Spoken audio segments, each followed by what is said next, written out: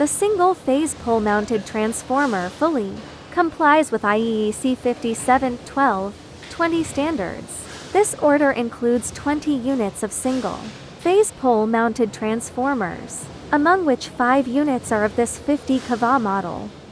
Each transformer is designed for a primary voltage of 79713.8Y-0.277kV and a secondary voltage of 277 volts.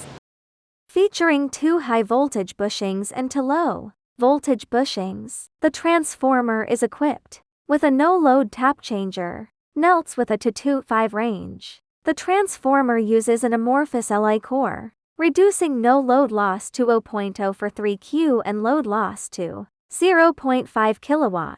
It is energy saving and environmentally friendly, reducing electricity costs.